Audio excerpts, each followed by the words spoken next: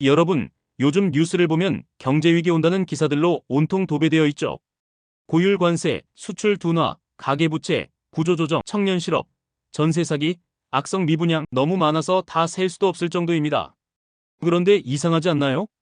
IMF나 리먼 사태 당시보다 경제 지표는 지금이 훨씬 나쁜데도 정작 경제위기 온다는 말은 많은데 지금까지는 큰일 없이 꽤 순조롭게 흘러가고 있는 모양새입니다. 혹시 경제위기라는 건 과거의 유물 같은 게 되어버린 걸까요? 코로나 이후 주가는 오히려 사상 최고치를 경신했고 부동산, 주식, 코인 할 것 없이 자산 시장에선 매일매일 돈잔치가 벌어졌습니다. 투자하지 않고 성실하게 직장 다니는 사람은 오히려 어리석은 사람 취급을 받았죠.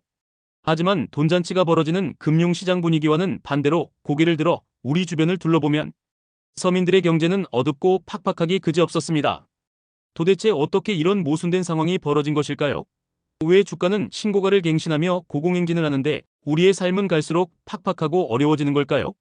그리고 지금의 대한민국은 정말 위기를 극복한 것인지 아니면 겉만 멀쩡할 뿐 안에서부터 천천히 썩어가고 있는 것인지 오늘 영상에서는 경제 위기가 온다는 말은 많은데 정작 왜 위기가 터지지 않는 것인지 그 누구도 명확하게 설명하지 않았던 질문에 답해보려 합니다. 그 이중적인 풍경의 실체를 조목조목 짚어가며 이야기해보겠습니다. 여러분의 구독과 좋아요는 더 많은 유익한 영상을 준비하는 데 큰 힘이 됩니다. 그럼 지금부터 시작하겠습니다. 여러분, 우선 이것부터 생각해봅시다.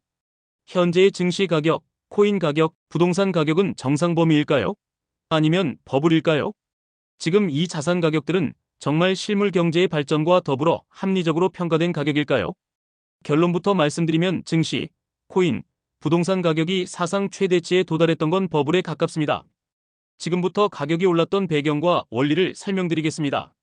코로나 이후 전 세계 정부와 중앙은행은 기준금리를 제로 수준까지 낮추고 천문학적인 규모의 돈을 시장에 쏟아부었습니다. 이건 그냥 돈을 푼 정도가 아니라 쓰나미급으로 돈을 뿌려댔죠. 코로나로 인해 80억 인구의 경제활동이 마비돼버린 초유의 사태였기 때문에 경제 붕괴를 막기 위한 강력한 조치였습니다.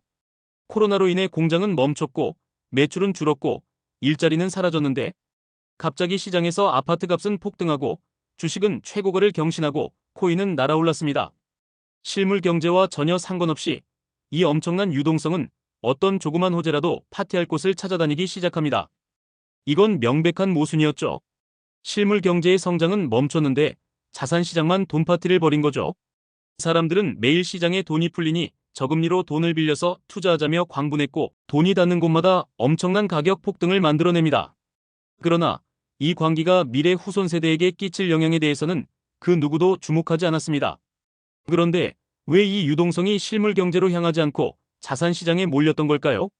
정부의 돈풀기, 양적 완화는 실물 경제 회복을 목표로 한 정책이었습니다. 하지만 실제로 돈이 향한 곳은 금융시장이었죠. 이유는 다음과 같습니다. 첫 번째 이유는 코로나로 인해 실물 경제는 리스크가 너무 컸습니다. 누구도 불확실한 공장, 고용, 설비에 선뜻 투자하려 하지 않았습니다. 둘째 이유는 사람과 기술에 투자하는 건 시간과 비용이 많이 들기 때문이죠. 반면 주식과 코인은 클릭 한 번으로 사고 팔 수 있는 즉각적 수익이 가능한 시장이었습니다. 셋째 이유는 정책 자금이 수요자가 아닌 공급자 중심으로 움직였습니다. 기업, 금융기관, 자산 보유층에게 더 많이 유입됐고 이들은 당연히 실물보다 자산에 투자했습니다. 네 번째 이유는 정부와 중앙은행도 자산시장이라도 먼저 부양하자는 전략을 취했습니다. 실물 경제를 살리는 데는 시간이 오래 걸리니까 일단 주가라도 띄워서 국민 심리를 안정시키자는 식이었죠. 결국 실물 경제 회복을 위한 돈이 실물로 가지 못하고 단기 성과만 기대할 수 있는 자산시장으로 몰린 것입니다. 그 결과 우리는 지금 겉은 화려하지만 속은 비어있는 그리고 버블로 부풀어 오른 시장 위에 살고 있는 셈입니다. 그렇다면 왜 더 이상 미국은 돈풀기를 멈추고 정책 방향을 금리 인상으로 바꾸었을까요? 코로나가 터지자 미국 연준은 2020년 3월부터 기준금리를 단숨에 0.25%까지 인하했고 매달 약 160조 원씩 국채와 주택저당증권을 매입하며 총 약 6,800조 원에 달하는 유동성을 시장에 공급했죠. 불과 2년 만에 미국 M2 통화량은 약 40% 증가했고 이는 미국 역사상 유례없는 돈풀기였습니다. 코로나는 전 세계가 한순간에 경제활동을 멈춘 초유의 사태였기 때문에 미국은 이를 전시 상황으로 간주하고 경제 붕괴를 막기 위해서 엄청난 돈을 발행한 것입니다. 리먼보다 훨씬 더 전 국민이 타격을 입는 상황이었고 기업, 노동자, 소비자가 전부 위축된 상황이었기 때문에 시행한 조치였죠. 미국의 변화에 맞추어 한국도 기준금리를 0.5%까지 낮추고 2020년 한 해에만 약 230조 원, 2022년까지 누적 600조 원 이상의 유동성이 공급됐습니다. 그 결과 실물 경제가 정지된 상황에서도 미국 S&P 500은 코로나 저점 대비 2배 이상 올랐고 비트코인은 800만 원에서 1억 이상으로 수십 배 상승했으며 서울 아파트는 평균 1.5배 이상 폭등하면서 전무후무한 역대급 자산시장 호황을 만들어냈죠. 하지만 문제는 이 거대한 풍선이 너무 과도하게 부풀었다는 것입니다. 2022년부터 본격화된 인플레이션 쇼크는 전 세계 경제를 완전히 다른 국면으로 끌고 갑니다. 미국 소비자 물가지수는 2022년 6월에 약 9.1%까지 급등했고 이는 1981년 이후 41년 만에 최고치였습니다. 유럽연합의 에너지 물가 상승률은 국가에 따라 30에서 40%, 한국도 식료품 및 외식 물가는 6에서 10% 상승률을 기록하며 체감 물가가 가게를 위협할 정도로 무섭게 올랐죠. 이제 선택지는 단 하나였습니다. 이대로 돈을 더 풀면 통제불능의 물가 폭등이 올 것이다. 그래서 각국 중앙은행은 양적 완화를 멈추고 반대로 급격한 금리 인상이라는 초강수를 두기 시작합니다. 한국도 같은 기간 0.5%에서 3.5%까지 기준금리를 올렸고 가계대출 이자 부담은 연간 40조 원 이상 증가한 것으로 추산됩니다. 그 순간부터 시장에 뿌려졌던 돈은 다시 미국으로 회수되면서 시장에는 돈이 마르기 시작했고 부동산 주식 코인 시장도 2022년 한 해 동안 전 세계적으로 급하락세를 보이며 얼어붙기 시작했죠. 그런데 말이죠. 여기서 궁금증이 생깁니다. 그럼 양적 완화 시기에 올랐던 성장세만큼 자산시장은 무너졌어야 정상 아닌가요? 이론적으로는 맞습니다. 금리가 오르자 유동성은 줄고 소비는 위축됐습니다. 이 기간 동안 서민들이 짊어진 삶의 무게는 더욱 커졌죠. 한국의 가계부채와 자영업자 대출, 청년 실업률은 최고치를 돌파하면서 매우 심각한 수준이고 소상공인 폐업률도 코로나 이전보다 높은 약 90만 명 규모로 추산되죠. 그런데 금리 인상에도 불구하고 증시는 또다시 오르기 시작합니다. 나스닥과 비트코인은 전고점을 회복하고 부동산도 다시 하락세를 멈추고 회복세를 보였죠. 왜 이런 추세에 역행하는 현상이 발생한 걸까요? 바로 이게 지금 우리가 겪고 있는 괴리 경제의 핵심입니다. 변동금리 비율이 높은 대한민국의 실물 경제는 금리 인상으로 매우 어려운 상황이죠. 하지만 자산시장은 여전히 저점 매수로 변곡점을 노리는 투자자들과 유동성 잔존 효과로 조그만 호재에도 시장은 꿈틀대고 있죠. 이건 정부가 금리를 올리면서도 동시에 시장 충격을 막기 위해 완충장치를 넣었기 때문입니다. 즉, 이는 냉방과 난방을 동시에 하는 것과 같은 원리입니다. 결국 지금의 경제는 버블을 수습하려는 금리 인상과 버블 붕괴를 막기 위한 심리, 안정책이 공존하는 모순된 혼합구조입니다. 그리고 중요한 점은 지금은 시장이 버블을 버티고 있는 것처럼 보이지만 사실은 매우 아슬아슬한 줄타기를 하고 있는 상황이죠. 예를 들면 미국의 금리 인상, 중국 부동산의 연쇄 디폴트, 한국의 전세 가계부채 위기 등은 언제든 진짜 위기를 현실화시킬 수 있는 도화선이 될 수 있습니다. 현재 이렇게 거품이 커진 상황에서 연준은 과연 연착륙, 즉 소프트 랜딩에 성공할 수 있을까요? 지금은 전쟁, 부채, 관세 등 복합위기에 빠져 있습니다. 예측이 거의 불가능하죠. 그래서 사실 연준에서 이야기하는 연착륙은 희망과 심리적 안도장치의 역할이 큽니다. 시장이 너무 공포에 빠지면 오히려 패닉셀링이나 대량 실업 등 자기실현적 위기로 이어질 수 있기 때문이죠. 연착륙은 현실적으로 아주 어려운 고난이도 미션이고 결과적으로 그동안 양적 완화로 사람들이 환호했던 만큼 그에 상응하는 엄청난 고통을 필연적으로 동반할 것입니다. 그렇다면 한국의 경제는 현 시점에서 어떤 잠재적 리스크를 가지고 있을까요?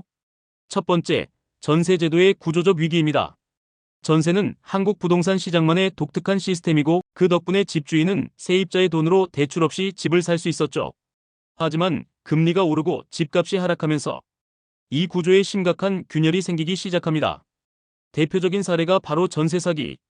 2023년 기준으로 전세 사기 피해액은 1조 5천억 원 이상, 수많은 피해자를 양산하며 일부 지방에서는 빌라의 90% 이상이 미계약, 미입주 상태로 방치되고 있습니다.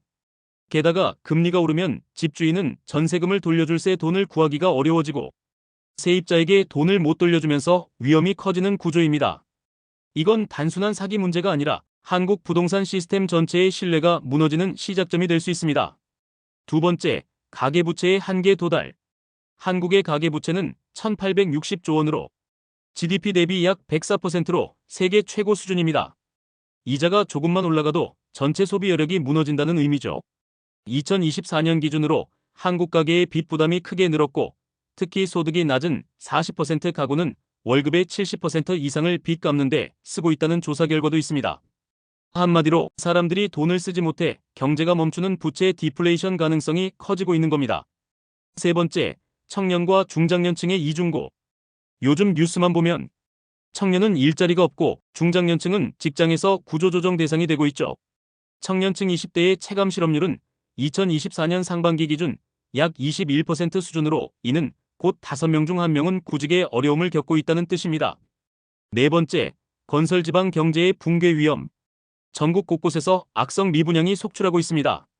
2024년 5월 기준 미분양 주택은 7만 6천 호를 돌파, 이 중 지방은 전체의 80% 이상을 차지하고 있죠.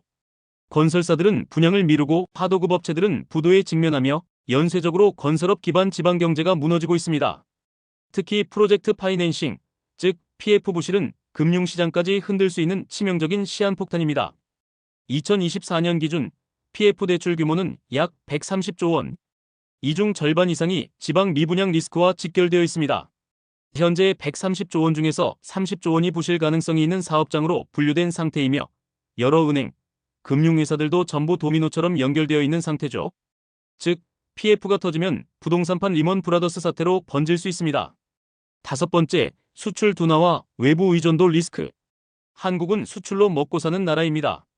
그런데 중국 수출은 전년 대비 20% 감소, 반도체 가격 하락으로 수출 실적도 동반부진, 2024년 상반기 무역 수지는 2조 원 적자 전환되기도 했습니다. 게다가 미국과 중국의 갈등 속에서 한국은 어느 쪽에도 확실히 설 수 없는 지정학적 샌드위치 상태. 미국은 IRA법과 반도체법으로 통제를 강화했고, 중국은 수출 제한과 기술 규제로 보복 중입니다. 결국 지금의 한국 경제는 문제가 보이지 않게 눌려있는 불안정기에 가깝습니다.